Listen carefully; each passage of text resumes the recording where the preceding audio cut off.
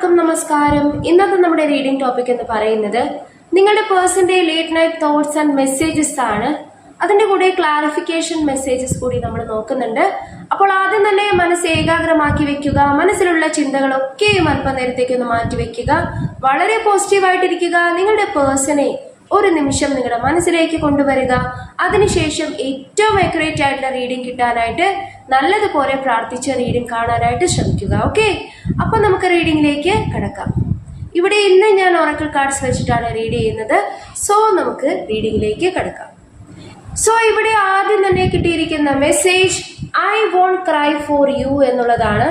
So അതിൻ്റെ ഒരു clarification ആയിട്ട് നമുക്ക് കിട്ടിയിട്ടുള്ളത് I see you as my soulmate.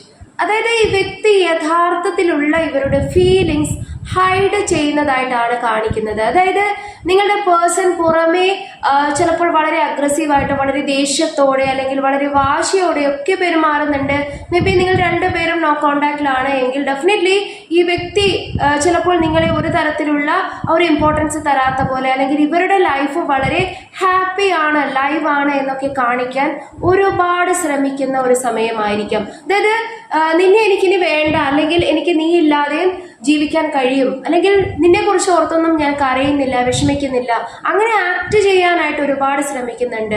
May be social മീഡിയയിലൊക്കെ പോസ്റ്റ് ഇടുന്നുണ്ടാകാം, വളരെ ഹാപ്പി ആയിട്ടും വളരെയധികം ഒരു ലൈവായിട്ടും ഫ്രണ്ട്സിൻ്റെ കൂടെയൊക്കെ അങ്ങനെയൊക്കെ വളരെ ഹാപ്പി പൊസിഷനിൽ നിൽക്കുന്ന ടൈപ്പ് ഫോട്ടോസോ അല്ലെങ്കിൽ അങ്ങനെയൊരു സ്റ്റാറ്റസ് ഒക്കെ ഇടുന്നുണ്ടാകാം. അല്ലെങ്കിൽ നിങ്ങളോട് തന്നെ വന്ന് പറയുന്നുണ്ടാകാം, നീ ഇല്ലെങ്കിലും എനിക്ക് ഒരു കുഴപ്പവുമില്ല, എൻ്റെ ലൈഫ് വളരെ ഹാപ്പിയാണ്, അല്ലെങ്കിൽ നിനക്ക് വേണ്ടി ഞാൻ ഇനി കരയില്ല. അങ്ങനെ ഒരുപാട് നിങ്ങളെ ഹേർട്ട് ചെയ്യുന്ന രീതി, അല്ലെങ്കിൽ നിങ്ങളില്ലെങ്കിലും ഇവർക്ക് സർവൈവ് ചെയ്യാൻ സാധിക്കും, ഇവർ ഒരുപാട് ഹാപ്പിയാണ്, നിങ്ങളില്ലാതെയും ഇവർക്ക് നല്ല പോലെ ജീവിക്കാൻ സാധിക്കുന്നുണ്ട്, നല്ലപോലെ ഹാപ്പി ആയിട്ടിരിക്കാൻ സാധിക്കുന്നുണ്ട് എന്നൊക്കെ നിങ്ങളോട് പുറമേ പറയുന്നുണ്ടാകാം. അല്ലെങ്കിൽ അങ്ങനെയായിരിക്കാം ഇവരുടെ പുറം മോടി, പുറം എക്സ്പ്രഷൻ എന്ന് പറയുന്നത് അങ്ങനെയായിരിക്കാം. ഓക്കെ, പക്ഷെ ഉള്ളിൻ്റെ ഉള്ളിൽ നിങ്ങൾ ഇവരുടെ സോൾമേറ്റ് ആണ്, അല്ലെങ്കിൽ നിങ്ങളെ ഇവർ സോൾമേറ്റ് ആയിട്ടാണ് കാണുന്നത്.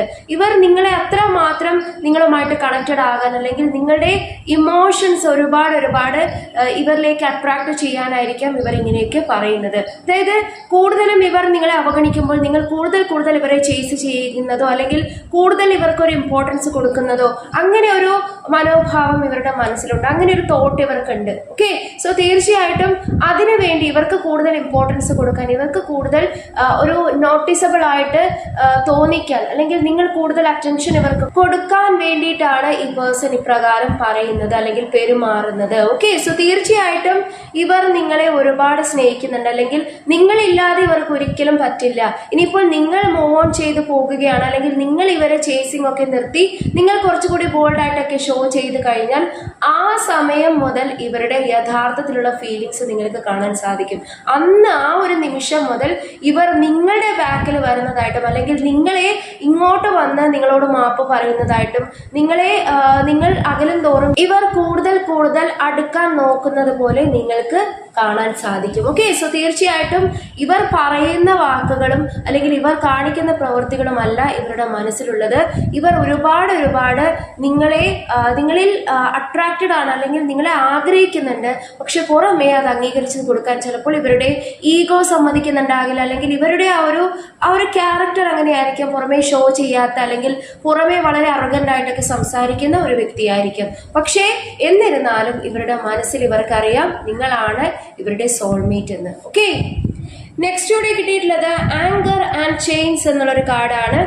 അതിനെ ക്ലാരിഫൈ ചെയ്യുന്നത് ഐ ഹാവ് നാർസിസിസം എന്നുള്ളൊരു കാർഡാണ്. അതായത് നേരത്തെ നമുക്ക് കിട്ടിയിരിക്കുന്ന സെയിം മെസ്സേജിന്റെ ഒരു കണ്ടിന്യൂവേഷൻ പോലെ, അതായത് എല്ലാവർക്കും ഇതാകണമെന്നില്ല, ഈ മെസ്സേജ് എല്ലാവരുടെയും പേഴ്സണ് ബാധകമാകണമെന്നില്ല, എല്ലാവരുടെയും പേഴ്സൺ ഇങ്ങനെ ആകണമെന്നുമില്ല. പക്ഷേ ചിലരുടെയെങ്കിലും വ്യക്തികൾ വളരെയധികം പോസസീവ് എനർജി കാണിക്കുന്ന ആളുകളാണ്. അതായത് ഒരു നാർസിസ്റ്റിക് ബിഹേവിയർ ആണ് എന്ന് തോന്നത്തക്ക രീതിയിലുള്ള പെരുമാറ്റ ശൈലി ഇവർക്ക് ഉണ്ടാകും. അതായത് ഇവരുടെ കാര്യങ്ങളെല്ലാം നടന്നു കിട്ടണം. നിങ്ങളെ വേദനിപ്പിച്ചാലും നിങ്ങൾ സങ്കടപ്പെട്ടാലും ഇവരിലേക്ക് കൂടുതൽ നിങ്ങൾ അറ്റൻഷൻ തരണം, ഇവരെ കൂടുതൽ നിങ്ങൾ സ്നേഹിക്കണം, നിങ്ങളെ ഒരുപാട് കരയിക്കുന്ന രീതിയിലോ അല്ലെങ്കിൽ ഒരുപാട് പെയിൻ നിങ്ങൾക്ക് തരുന്ന രീതിയിലൊക്കെ പെരുമാറുന്ന ഒരു പേഴ്സൺ ആയിരിക്കാം. അല്ലെങ്കിൽ ഇവരുടെ പ്രവൃത്തികൾ അത്തരത്തിലാണ്. ഇവർക്ക് ഇമ്പോർട്ടൻസ് കൊടുക്കണം അല്ലെങ്കിൽ ഇവർക്ക് ആ ഒരു പ്രാധാന്യം ലഭിച്ചില്ല എന്നുണ്ടെങ്കിൽ ഇവർ ഒരുപാട് വളരെ ദേഷ്യത്തിൽ സംസാരിക്കുക, വളരെ ബാഡ് ആയിട്ടുള്ള കാര്യങ്ങൾ നിങ്ങൾക്കെതിരായിട്ട് പറഞ്ഞു പോലും നിങ്ങളെ വിഷമിപ്പിക്കുക. നിങ്ങൾ അങ്ങനെ ചെയ്തില്ലെങ്കിൽ കൂടിയും നിങ്ങളോട് നിങ്ങളെ വിഷമിപ്പിക്കാൻ വേണ്ടി മനഃപൂർവ്വം അങ്ങനെ പറയുന്ന ഒരു ശൈലി ഈ വ്യക്തിക്ക് ഉണ്ടാകാം. ഓക്കെ, സോ തീർച്ചയായിട്ടും ഒരുപാട് ദേഷ്യം അല്ലെങ്കിൽ ഒരുപാട് നിങ്ങളെ ഇവരിലേക്ക് അടുപ്പിക്കാൻ ഇവർ ഏത് വിധേനയും ഇവർ ശ്രമിക്കുന്ന ഒരു ക്യാരക്ടറായിട്ട് ഇവിടെ കാണിക്കുന്നുണ്ട്. ഒരു തരത്തിലുള്ള നാർസിസ്റ്റിക് ബിഹേവിയർ ഇവരിലുണ്ട് എന്ന് പറയാം. സോ എല്ലാവർക്കും ആകണമെന്നില്ല, പക്ഷേ ഇവിടെ കുറച്ചു പേർക്കെങ്കിലും നിങ്ങളുടെ പേഴ്സണിൽ നിന്നും നിങ്ങൾക്ക് ഇത്തരത്തിലുള്ള അനുഭവങ്ങൾ കണ്ടേക്കാം. നെക്സ്റ്റ് ഇവിടെ കിട്ടിയിട്ടുള്ളത് ബ്രൈഡ് ഇൻ എ കേജ് എന്നുള്ളൊരു കാർഡാണ്. അതിനെ ക്ലാരിഫൈ ചെയ്യുന്നത് I am not coming back എന്നുള്ളൊരു കാർഡാണ്. ഓക്കെ, സോ ഇവിടെ ബ്രൈഡ് ഇൻ എ കേജ്, അതായത് നമുക്കിവിടെ പറയാനുള്ളത് ഈ പേഴ്സൺ ഒരുപാട് സ്റ്റക്ക് സിറ്റുവേഷനിൽ നിൽക്കുന്നതായിട്ടാണ്. അതായത് ഈ പേഴ്സന്റെയും നിങ്ങളുടെയും മാരേജിന് തടസ്സമായിട്ട് ഒരുപാട് സിറ്റുവേഷൻ നിൽക്കുന്നുണ്ട്. Third party situation, third person, may be ഇവിടെ ഫാമിലി ആയിരിക്കാം അല്ലെങ്കിൽ മറ്റെന്തെങ്കിലും ചില സിറ്റുവേഷൻ കൊണ്ട് ഇവർ ഒരു കേജിൽ അകപ്പെട്ട പോലെ അല്ലെങ്കിൽ ഇവരുടെ ആ ഒരു സോൾ കമ്മ്യൂണിക്കേഷൻ പോസിബിൾ ആകുന്നില്ല നിങ്ങളുമായിട്ട്. നിങ്ങളും ഇവരും സോൾമേറ്റ്സ് ആണെങ്കിൽ കൂടിയും ഇവർക്ക് നിങ്ങളിലേക്ക് കണക്റ്റഡ് ആകാൻ സാധ്യമല്ലാത്ത രീതിയിൽ ചില തടസ്സങ്ങൾ ഇവിടെ കാണിക്കുന്നുണ്ട്. അതായത് ഫാമിലി ആയിട്ടോ അല്ലെങ്കിൽ മറ്റെന്തെങ്കിലും സൊസൈറ്റിയുടെ ഭാഗത്തു നിന്നുള്ള തടസ്സമായിരിക്കാം, അല്ലെങ്കിൽ മേ ബി നിങ്ങൾ തന്നെ ഇവരെ ബ്ലോക്ക് ചെയ്ത് വെക്കുന്ന ഒരു അവസ്ഥയായിരിക്കാം. സോ ഇവർക്ക് നിങ്ങളുടെ അടുത്ത് എത്തണം, പക്ഷേ ഇവരൊരു കേജിൽ അകപ്പെട്ട പോലെ ഒരു അവസ്ഥയിലാണ് നിൽക്കുന്നത്. അതുകൊണ്ടാണ് ഇവർ പറയുന്നത് I am not coming back. അതായത് നിങ്ങളിലേക്ക് എത്താൻ ഇവർക്ക് അതിന് സാധിക്കുന്നില്ല, കുറച്ച് തടസ്സങ്ങളുണ്ട്, ചില ആളുകൾ തടസ്സമായിട്ട് നിൽക്കുന്നു, ഇവരെ ഒരു കേജിൽ അകപ്പെടുത്തിയ പോലെ നിൽക്കുന്നു, അല്ലെങ്കിൽ നിങ്ങളുമായിട്ടുള്ള മാരേജിന് ചില തടസ്സങ്ങളുണ്ട്, കമ്മിറ്റ്മെന്റ് തരാൻ ചില തടസ്സങ്ങളുണ്ട്. മേ ബി ഇവരുടെ തന്നെ നേച്ചർ അതിന് തടസ്സമായിട്ട് നിൽക്കുന്നുണ്ടാകാം. അതായത് തേർഡ് പാർട്ടി എന്ന് പറയുമ്പോൾ ഒരു വ്യക്തിയോ സിറ്റുവേഷനോ മാത്രമാകണമെന്നില്ല. ഇവരുടെ ചില സ്വഭാവ സവിശേഷത എന്ന് പറയുന്നത് ഇവരുടെ ചില സ്വഭാവത്തിലെ ചില വൈരുദ്ധ്യങ്ങൾ എന്ന് തന്നെ പറയാം. അതായത് നേരത്തെ നമുക്ക് കിട്ടിയിരിക്കുന്ന കാർഡിൽ നാർസിസ്റ്റിക് ബിഹേവിയർ കാണിച്ചു. അതേപോലെ തന്നെ നിനക്ക് വേണ്ടി ഞാൻ കരയില്ല എന്ന് പറയുമ്പോഴും നിങ്ങൾ ഇവരുടെ സോൾമേറ്റ് ആണെന്ന് ഇവർക്ക് നന്നായിട്ട് അറിയാം.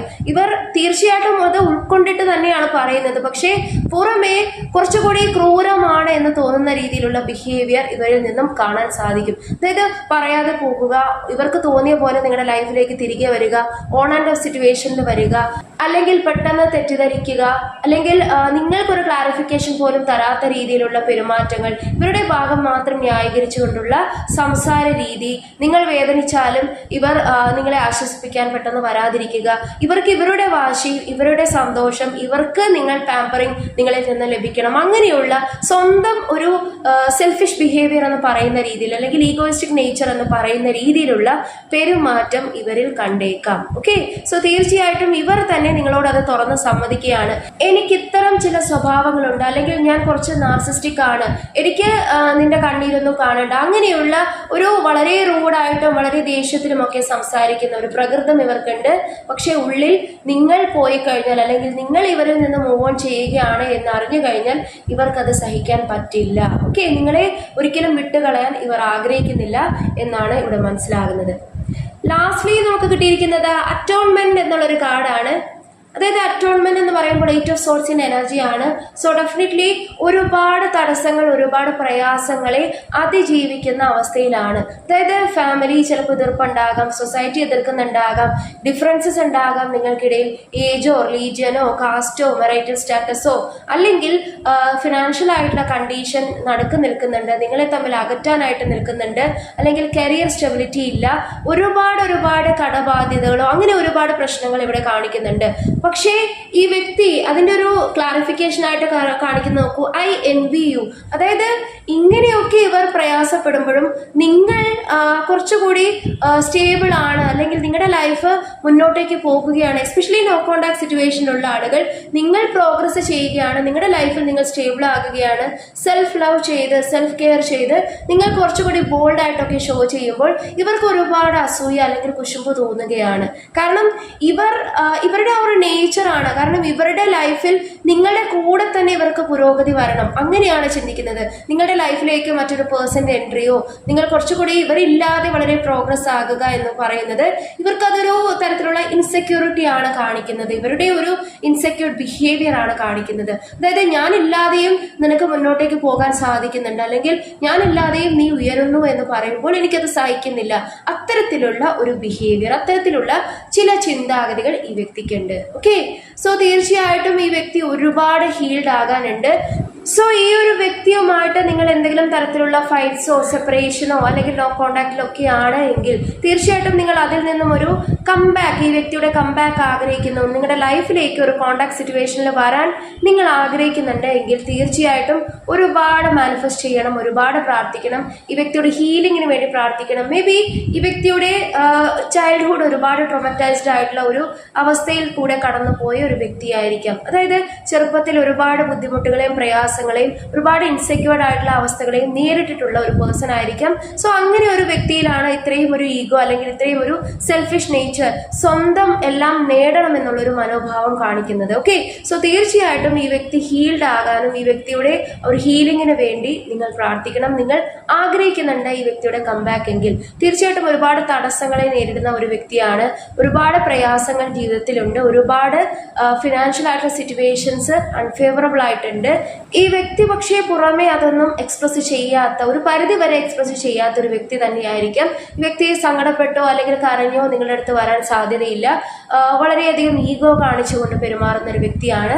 പക്ഷേ നിങ്ങൾ ഈ വ്യക്തിയിൽ നിന്നും പോകുകയാണ് എങ്കിൽ ഈ വ്യക്തിക്ക് അതൊരിക്കലും താങ്ങാൻ സാധിക്കില്ല. ആ സമയത്ത് ഈ വ്യക്തി ഒരു കംബാക്ക് നടത്താം, അല്ലെങ്കിൽ ഈ വ്യക്തി വന്ന് നിങ്ങളോട് മാപ്പ് പറയാം. കാരണം നിങ്ങളെ ഈ വ്യക്തിയുടെ ലൈഫിൽ നിന്നും ഒരിക്കലും മായ്ച്ചു കളയാനോ അല്ലെങ്കിൽ മറന്നു കളയാനോ ഇവർ റെഡിയല്ല. ഓക്കെ, പക്ഷേ നിങ്ങളുടെ അടുത്ത് ബാക്കി സമയങ്ങളിലൊക്കെ വളരെയധികം ഈഗോ കാണിച്ചുകൊണ്ട്, അല്ലെങ്കിൽ നീ എനിക്കില്ലെങ്കിലും എനിക്ക് നല്ലപോലെ ജീവിക്കാൻ പറ്റും, അല്ലെങ്കിൽ നിങ്ങൾക്ക് ഒരുപാട് ഇമ്പോർട്ടൻസ് തരാത്ത പോലെയൊക്കെ പെരുമാറ്റം ഈ വ്യക്തിയിൽ നിന്നും നിങ്ങൾക്ക് ലഭിച്ചിട്ടുണ്ടാകാം. ഓക്കെ, സോ ഈ വ്യക്തി ഒരുപാട് ഹീൽഡ് ആകാനുണ്ട്. തീർച്ചയായിട്ടും ഇവരുടെ ഹീലിങ്ങിന് വേണ്ടി നിങ്ങൾക്ക് പ്രാർത്ഥിക്കാം. ഹീൽഡ് ആയിട്ട് വന്നാൽ മാത്രമേ നല്ലൊരു സ്റ്റേബിൾ ആയിട്ട് നിങ്ങളുടെ റിലേഷൻഷിപ്പ് മുന്നോട്ടേക്ക് പോകുകയുള്ളൂ. കാരണം ഇങ്ങനെയുള്ള വ്യക്തി നിങ്ങളുടെ ലൈഫിലുണ്ടെങ്കിൽ എപ്പോഴും അതൊരു ഫൈറ്റിലോ അല്ലെങ്കിൽ മിസ്അണ്ടർസ്റ്റാൻഡിങ്ങിലോ അല്ലെങ്കിൽ തേർഡ് പാർട്ടി സ്ട്രോങ് ആയിട്ട് നിങ്ങളുടെ ലൈഫിൽ ഇൻഫ്ലുവൻസ് ചെയ്യാനോ അല്ലെങ്കിൽ ഓരോ എടുത്തുചാട്ടവും ഓരോ വിധത്തിലുള്ള നെഗറ്റീവ് സിറ്റുവേഷനെയും ലൈഫിൽ കൊണ്ടുവന്ന് പ്രശ്നങ്ങൾ വീണ്ടും വീണ്ടും വഷളാക്കാനോ ഒക്കെ ഇട വന്നേക്കാം. അതേപോലെ തന്നെ ഒരുപാട് വട്ടം ഓൺ ആൻഡ് ഓഫ് സിറ്റുവേഷനും വന്നു പോകാം. ഓക്കെ, സോ തീർച്ചയായിട്ടും ഈ വ്യക്തിയുടെ കംബാക്ക് അല്ലെങ്കിൽ ഒരു കോണ്ടാക്ട് ഒക്കെ നിങ്ങൾ പ്രതീക്ഷിക്കുന്നുണ്ട്, ആഗ്രഹിക്കുന്നുണ്ടെങ്കിൽ അതിനായിട്ട് നിങ്ങൾ മാനിഫെസ്റ്റ് ചെയ്യണം, പ്രാർത്ഥിക്കണം. ഹീൽഡ് പേഴ്സൺ, ഒരു കംപ്ലീറ്റ് ഹീലിംഗ് അല്ലെങ്കിൽ ഒരു പെർമനന്റ് റീയൂണിയന് വേണ്ടി ഈ വ്യക്തി നിങ്ങളുടെ അടുത്ത് വരാനായിട്ട് നിങ്ങൾക്ക് പ്രാർത്ഥിക്കാം. അപ്പോൾ ഇതൊക്കെയാണ് ഇന്നത്തെ റീഡിങ്ങിൽ എനിക്ക് കാണാൻ സാധിച്ചത്. ഇതൊരു ജനറൽ റീഡിംഗ് ആണ്. സോ എല്ലാവർക്കും ഒരുപോലെ റെസിനേറ്റ് ആകണമെന്നില്ല. നിങ്ങളുടെ ലൈഫ് സിറ്റുവേഷനുമായിട്ട് റെസിനേറ്റ് ആകുന്ന കാര്യങ്ങൾ മാത്രം നിങ്ങൾ എടുക്കാനായിട്ട് ശ്രമിക്കുക, മറ്റുള്ള കാര്യങ്ങളൊക്കെ വിട്ടേക്കുക. അതേപോലെ തന്നെ ഇതൊരു ജനറൽലെസ് റീഡിംഗ് ആണ്, ടൈംലെസ് റീഡിംഗ് ആണ്. ഏത് ജനറലിലുള്ള ആളുകൾക്കും ഈ റീഡിംഗ് കാണാവുന്നതാണ്. അതേപോലെ തന്നെ ഈ റീഡിംഗ് ഇഷ്ടപ്പെടുകയാണെങ്കിൽ ഡെഫിനറ്റ്ലി ലൈക്ക് ചെയ്യുക, ഷെയർ ചെയ്യുക, സബ്സ്ക്രൈബ് ചെയ്യുക. നിങ്ങളുടെ സപ്പോർട്ട് വളരെയധികം ആവശ്യമാണ്. സപ്പോർട്ട് ചെയ്യാൻ മറക്കരുത്. അതേപോലെ തന്നെ നിങ്ങൾക്ക് നിങ്ങളുടെ മാനിഫെസ്റ്റേഷൻസ്, നിങ്ങളുടെ പ്രേയേഴ്സ്, നിങ്ങളുടെ ഹീലിംഗ് മെസ്സേജസ് ഒക്കെ നിങ്ങൾക്ക് കമൻ്റായിട്ട് എഴുതാം, റീറൈറ്റ് ചെയ്യാം. കാരണം അങ്ങനെ ചെയ്യുമ്പോൾ അതൊരു മാനിഫെസ്റ്റേഷൻ ടെക്നിക്ക് കൂടിയാണ്.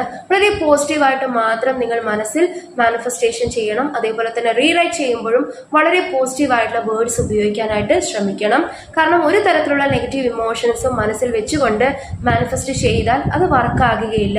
നിങ്ങൾ വളരെ പോസിറ്റീവായിട്ടും വളരെ പ്ലസന്റ് ആയിട്ടും ആത്മാർത്ഥതയുള്ളതും അല്ലെങ്കിൽ ഫെയ്ത്ത് ഉള്ളതുമായിട്ടുള്ള കാര്യങ്ങൾ വെച്ചിട്ട് വേണം മാനിഫെസ്റ്റ് ചെയ്യാൻ. ഓക്കെ, അതേപോലെ തന്നെ താങ്ക് യു മെസ്സേജസ് ചെയ്താം. നിങ്ങളുടെ ലൈഫിലെ ഓരോ പോസിറ്റീവ് ബ്ലെസ്സിങ്സിനും നിങ്ങൾക്ക് നന്ദി പറഞ്ഞുകൊണ്ട് മെസ്സേജ് ചെയ്താം. അങ്ങനെ ചെയ്യുമ്പോൾ നിങ്ങൾക്ക് കൂടുതൽ കൂടുതൽ പോസിറ്റീവ് ആയിട്ടുള്ള കാര്യങ്ങൾ നിങ്ങളുടെ ലൈഫിലേക്ക് അട്രാക്റ്റഡ് ആകും. പോസിറ്റീവ് ബ്ലെസ്സിങ്സ് നിങ്ങളുടെ ലൈഫിലേക്ക് റിസീവ് ആകുന്നത് നിങ്ങൾക്ക് കാണാൻ സാധിക്കും. ഓക്കെ, സോ എല്ലാവരെയും ദൈവം സമൃദ്ധമായി അനുഗ്രഹിക്കട്ടെ എന്ന് പ്രാർത്ഥിച്ചുകൊണ്ട് നിർത്തുന്നു. May God bless you all. Hare Krishna.